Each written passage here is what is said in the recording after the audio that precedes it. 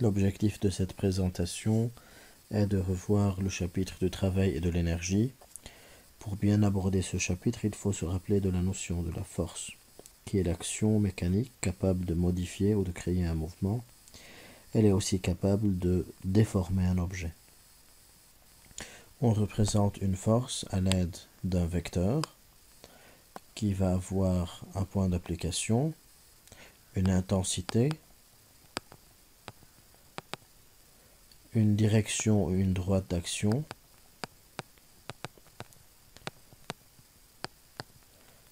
et aussi un sens. Donc, ce sens va être important pour déterminer dans un instant donc le travail, si ça va être un travail résistant ou pas.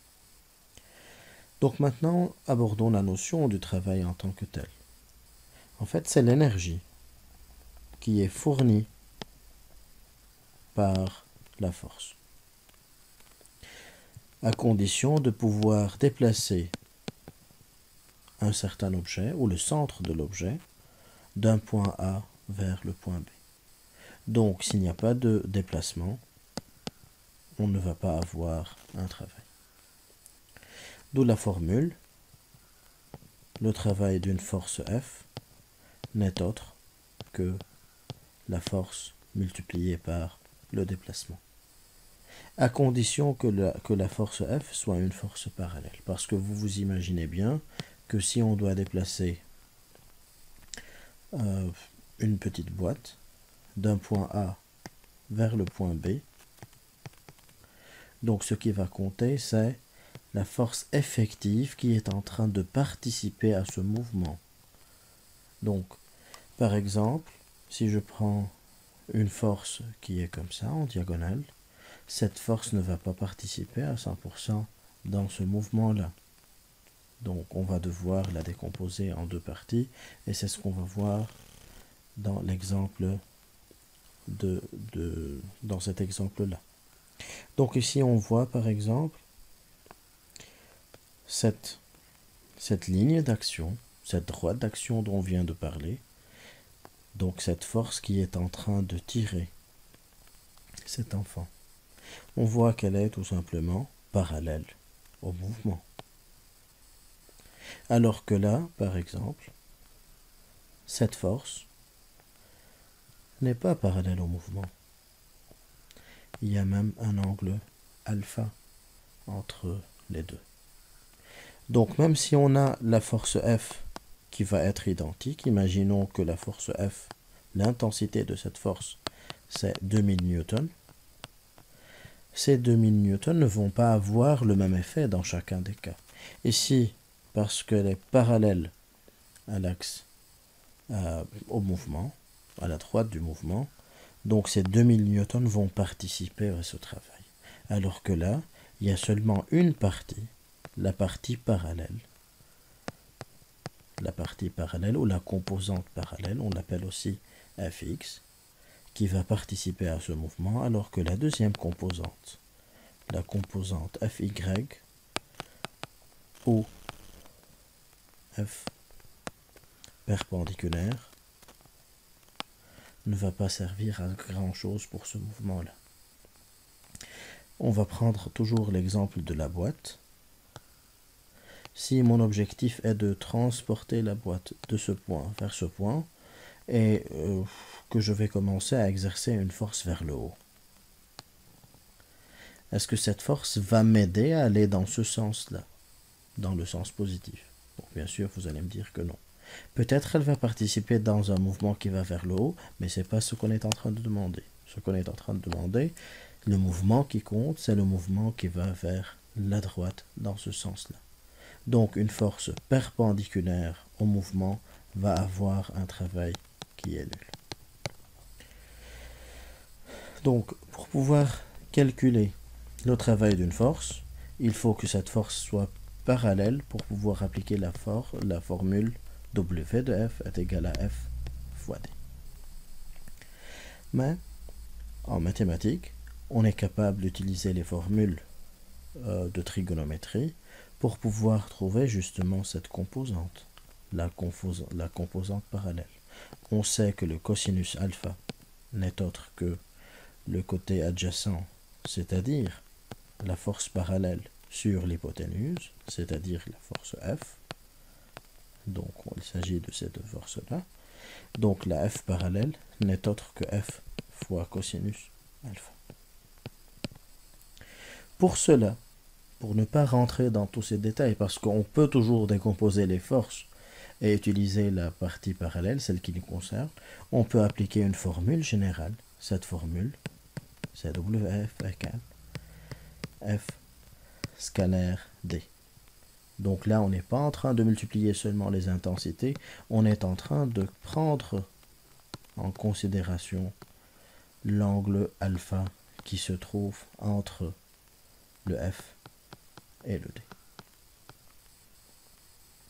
C'est la formule globale qu'on va utiliser. Maintenant, abordons la notion de l'énergie cinétique. À chaque fois qu'il y a un corps qui est en train de se déplacer avec une certaine vitesse, donc ce corps va avoir une énergie cinétique, donc l'énergie du mouvement. La formule de l'énergie cinétique n'est autre que m fois v au carré divisé par 2, à condition que la masse doit être exprimée en kilogrammes, la vitesse en mètres par seconde. Et bien sûr, l'unité de l'énergie cinétique va être le joule, qui est la même que celle du travail. Bon, donc à chaque fois qu'il y a une vitesse, on peut directement savoir qu'on peut calculer une énergie cinétique. D'où la loi de la variation de l'énergie cinétique. Donc imaginons qu'on a une voiture qui est en train de quitter le point A pour arriver au point B. Elle était au repos, c'est-à-dire la vitesse au point A est égale à 0 et la vitesse au point B est égale à 20 mètres par seconde. Si ce mobile-là, ce véhicule, a pu gagner de vitesse, c'est que le principe d'inertie ici n'est pas appliqué. C'est pas que la somme de toutes les forces s'annule. Et si on va clairement avoir une force F qui est en train d'agir dans le même sens du mouvement. C'est pour cela qu'on va dire que la loi de la variation de l'énergie cinétique, c'est delta EC. La différence entre l'énergie cinétique finale moins l'énergie cinétique initiale n'est autre que le travail de ce F. Donc en pratique, on va faire énergie cinétique finale moins énergie cinétique initiale qui est égale au travail de ce F. On peut l'appliquer ici dans ce petit exercice.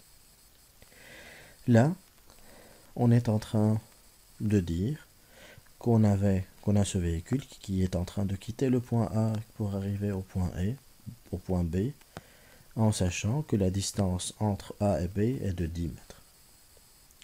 On va prendre la vitesse initiale, comme dans l'exemple ici, 0 mètres par seconde, et la vitesse B qui est de 20 mètres par seconde. Comment trouver donc, je vais l'aborder différemment, je veux trouver donc la vitesse finale si je sais que la force ici, la force rouge, est une force qui est égale à 2000 newtons. Pour cela, on va appliquer la variation de l'énergie cinétique qui est égale à WF.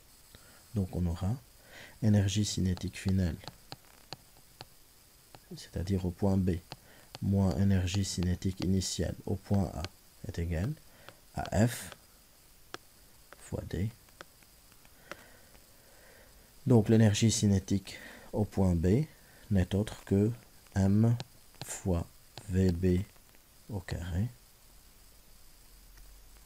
moins sur 2 moins M fois VA au carré divisé par 2. Comme la vitesse est nulle au départ, donc celui-là va s'annuler. La force, c'est 2000 Mais pour pouvoir l'appliquer, il faut bien tenir compte, comme on est en train de voir ici, de l'angle alpha. Donc, je vais prendre encore une étape, 2000 fois 10 fois cosinus de 30 degrés. Donc, en sachant que la masse de ce véhicule est de 100 kg, on va avoir donc 100 fois le VB carré qu'on est en train de chercher divisé par 2, qui est égal à 2000 fois 10 fois cosinus de 30 degrés. Il suffit donc ici d'appliquer les formules mathématiques pour pouvoir trouver que VB carré est égal à 2000 fois 10 fois cosinus de 30 degrés, c'est-à-dire racine de 3 sur 2 divisé par 100 et la fois 2. Donc, si vous êtes en train de bien voir, donc le 2 est passé du côté de 2000 fois 10 fois racine de 3 sur 2, et le 100 a été divisé. On a divisé par 100. Comme ça, on trouve le VB carré qui est égal à 200 racine de 3. Donc, en utilisant la calculatrice, on va le racine de 3, le multiplier par le 200, et on trouve 346,4. 346,4. Donc pour calculer la vitesse, il faut utiliser la racine de 346,4. Donc ça va être 346,4. Et on utilise sa racine carrée pour trouver 18,6 mètres par seconde. Donc ça, c'est une première application à ce travail-là. Il nous reste à aborder l'énergie potentielle. L'énergie potentielle, c'est toute énergie qui est stockée. Donc il y a plusieurs types d'énergie potentielle. L'énergie potentielle gravifique, qui est due à la force de gravité, et aussi l'énergie potentielle élastique. Pour l'énergie potentielle gravifique, on va l'exprimer comme ça. Ce n'est autre que le travail de la force du poids. Donc ça va être M fois G fois H. Parce que c'est le travail du poids qui est en train de rehausser ou de rabaisser un certain mobile. Exemple, le fait de prendre une balle et de la mettre sur un placard, une table ou n'importe, la mettre en hauteur, c'est comme si on est en train de stocker dans cette balle une certaine énergie potentielle. Pour trouver cette énergie potentielle, on utilise cette formule. C'est le travail du G, c'est-à-dire la masse de la balle fois le G, 9,81 ou 10, ça dépend, fois H. Il y a encore l'énergie thermique. Oui, j'ai sauté l'énergie potentielle élastique. C'est l'énergie qui est stockée dans un ressort quand on le comprime. Surtout quand on le comprime, ou même quand on l'étire. Et celui-là, l'énergie potentielle n'est autre que K fois X au carré. L'énergie thermique est toute énergie qu'on est en train de faire sortir, qu'on est en train de dégager grâce au frottement. Parce que l'énergie thermique, c'est l'énergie qui a rapport avec la température. Et on sait que toutes les forces de frottement vont faire dégager une température, c'est l'énergie thermique. L'énergie mécanique, ce n'est autre que la somme de l'énergie potentielle et de l'énergie cinétique. Ça, c'est l'énergie mécanique. Donc maintenant, on va appliquer une règle qui est la conservation de l'énergie mécanique, une règle très très très importante qu'on applique surtout quand on a qu'on applique surtout quand on a le cas où on n'a pas de frottement. Parce qu'au cas où il n'y a pas de frottement, on va avoir un mouvement perpétuel, c'est-à-dire qu'il va s'arrêter jamais. Mais bien sûr, ça c'est très idéal. En pratique, c'est pas le cas. Mais on va prendre un exemple. Donc on peut voir le pendule de Newton. Rien qu'en emmagasinant une énergie potentielle dans cette balle et en la lâchant, on va voir qu'elle va venir cogner cette balle qui va en son tour transférer l'énergie qui est stockée là-dedans à celle qui est suivante, etc.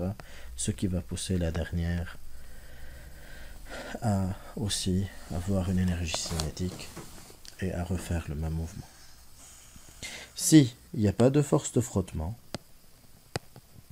à ce moment-là, c'est-à-dire s'il n'y a pas de perte d'énergie, on pourrait dire que cette petite boule va revenir, elle va recogner, et elle va continuer à faire ce même schéma.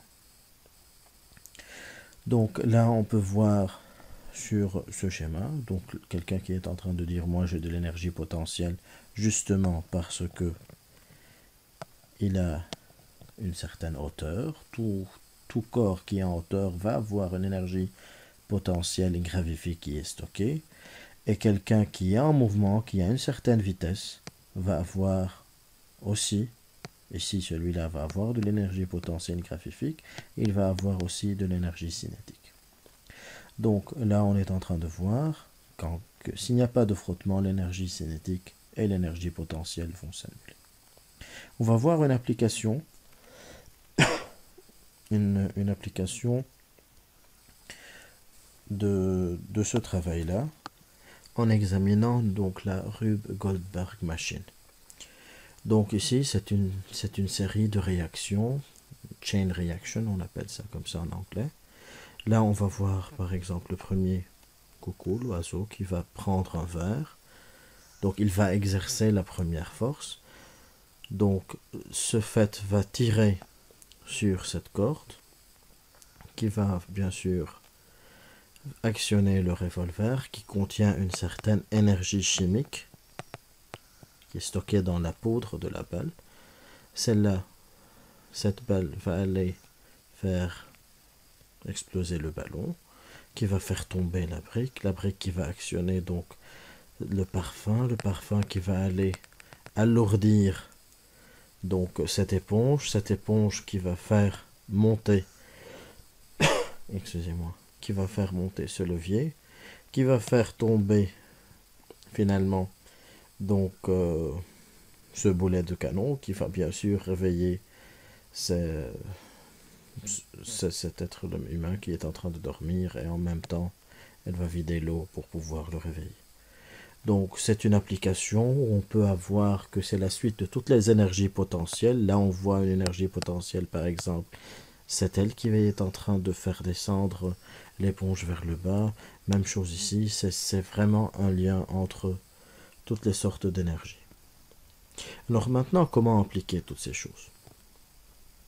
Pour les applications, je vais commencer par un premier exemple. Imaginons qu'on est en train de faire tomber un objet, peu importe lequel, qui a une masse de 500 grammes, du haut de la tour de Pise jusqu'en bas. Donc, on va considérer bien sûr cette situation sans frottement. Donc quand on dit sans frottement, c'est qu'on peut utiliser la conservation de l'énergie mécanique.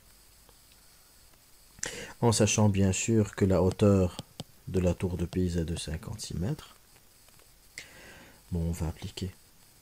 Donc le point A, le point initial, c'est l'énergie mécanique au point A, qui va être égale à l'énergie mécanique au point B.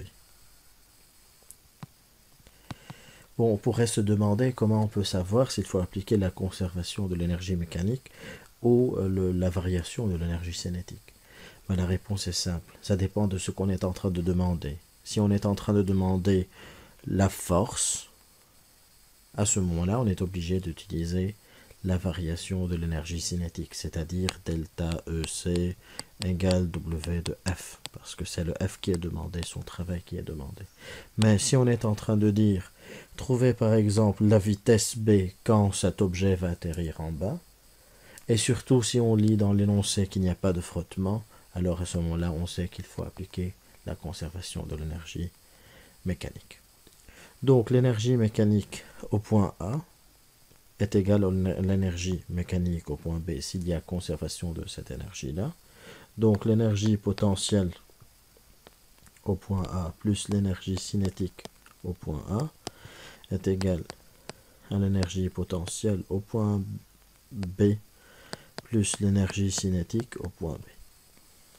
Bon, si on est en train de faire tomber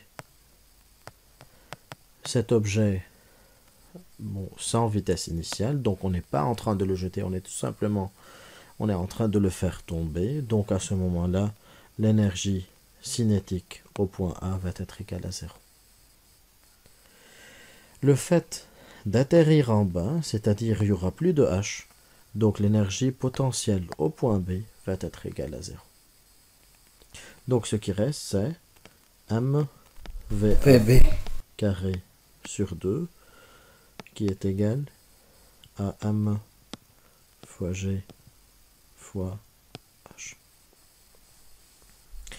On sait h au point B. On sait donc qu'on peut simplifier le m, même si on l'a, on peut le simplifier. Donc ce qui va rester, c'est v carré qui est égal à 2 fois g fois h de b. Donc ça va être égal à 2 fois 9,81 fois 56. Donc là, ça va donner 1098,72. Pour trouver la vitesse, il faut appliquer donc la racine carrée de 1098,72. Et comme ça, on va trouver 33,1 mètres par seconde. Voilà, c'est le principe qu'on vient d'appliquer. C'est pas difficile, il suffit seulement d'appliquer à chaque fois la formule. Donc on continue maintenant avec un autre exemple. Donc cet exemple-là, on est en train de tirer un boulet de canon.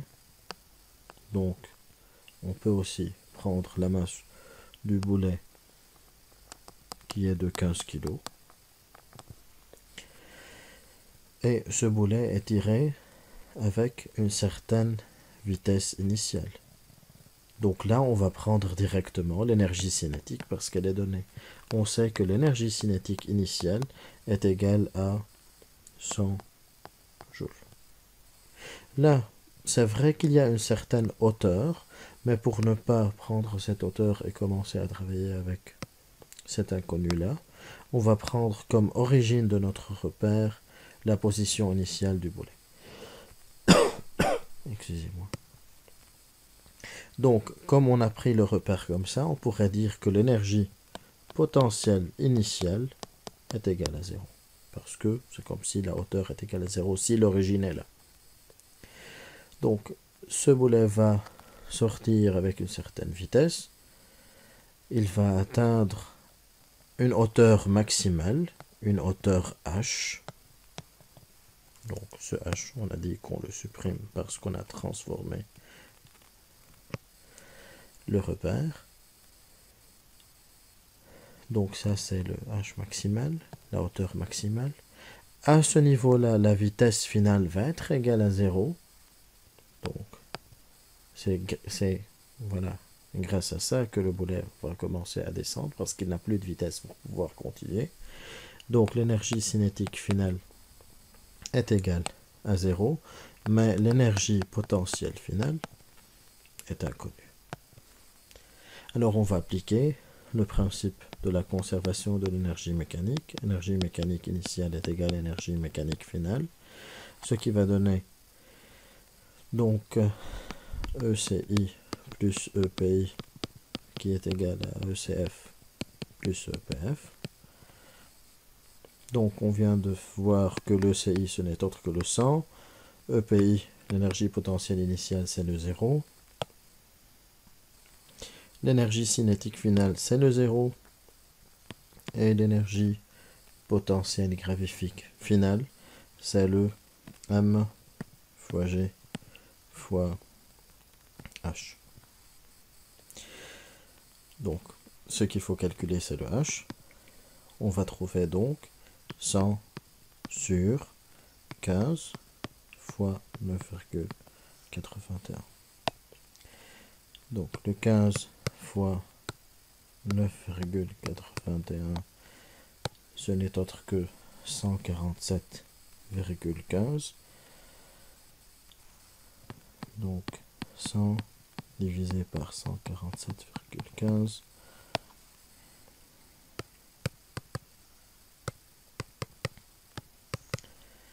Et on trouve 0,67.